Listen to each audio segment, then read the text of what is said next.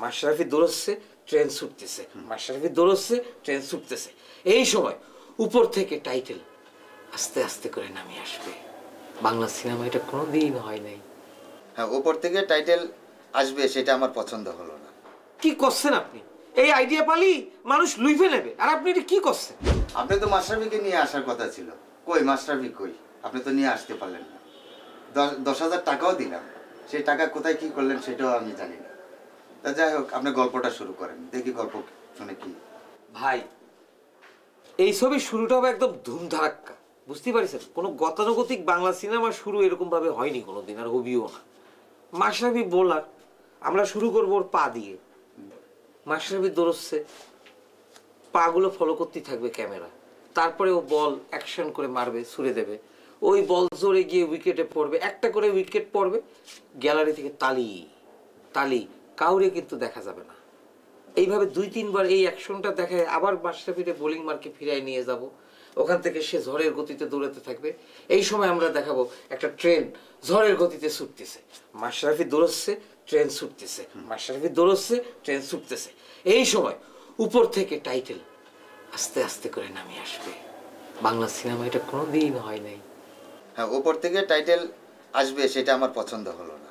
কি করছেন আপনি? এই আইডিয়া পালি মানুষ লুইফে নেবে, আর আপনি এটা কি করছেন?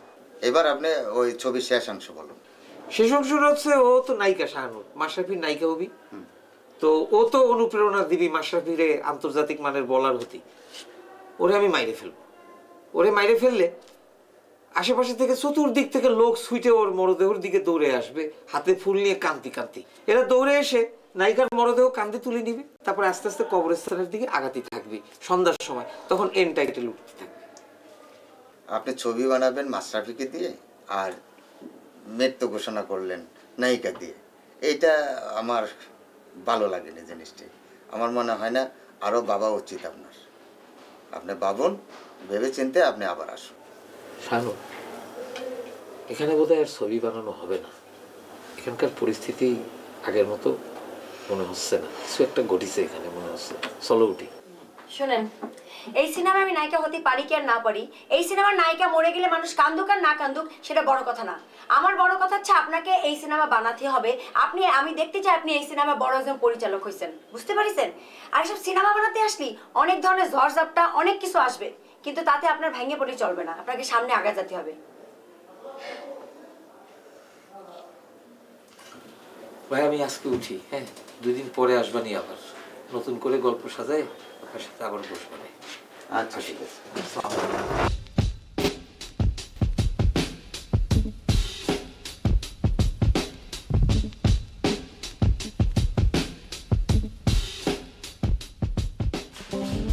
তুমি আমার ধৈর্য ধরতে করছো? আমি কার সাথে ধৈর্য ধরবো? এই কাতার সাথে? ও আমার কিছু বোঝে? ওরে আমি কি স্টার্টিং শুনাইলাম আর কি করি? ওরে আমি কি ফিনিশিং শুনাইলাম আর কি করব? লাগবে না আমার এইসব সিনেমা টিনেমা বানানো। আমি আর সিনেমা বানাবো। শুনেন, আপনার কারো জন্য সিনেমা বানাতে হবে, আপনি সিনেমা বানাবেন শাহানুরের জন্য, বুঝতে পারছেন? আমি দেখতেছি আপনি একজন সফল পরিচালক, এখন কারো কথা আপনার কান দিলে চলবে না। আর এই গাদা কবিতে কি করেন আপনার, তাই নিয়ে আপনি মাথা গেছেন? আমি তো স্পষ্ট বুঝতে পারতেছি ওই গাদার বেরেনে গোবর ঢোকানো হয়েছে, এটা আপনি বুঝতে পারতেছেন না? আপনার সমস্যা কি? আপনি ওর সামনে অভিনয় করবেন।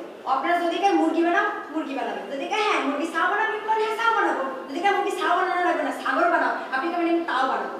একবার বাজারটা বাসাতে দেন, তারপরে আপনি আপনার মতো কাজ করেন, ওকে দেখতে আসবেন। এই কথাটা আপনার মাথায় ঢুকতেছে না? এই জিনিসটা আমার মাথায় এর আগে এখন ঢুকলো। তোমার মাথায় অনেক বুদ্ধি, আমি তো এভাবে ভাবিনি কখনো। এখন তুমি যদি বলো আমি এক লাফে হিমালয়ের পাহাড়ে উঠে যেতে। শোনেন, হিমালয়ের পাহাড়ে উঠতে হবে না, আপনাকে ছবি বানাতে হবে। আর এখন সফি একা না, সফির সাথে চ্যালেঞ্জ আছে শাহানুর, বুঝতে পারছেন? চলেন।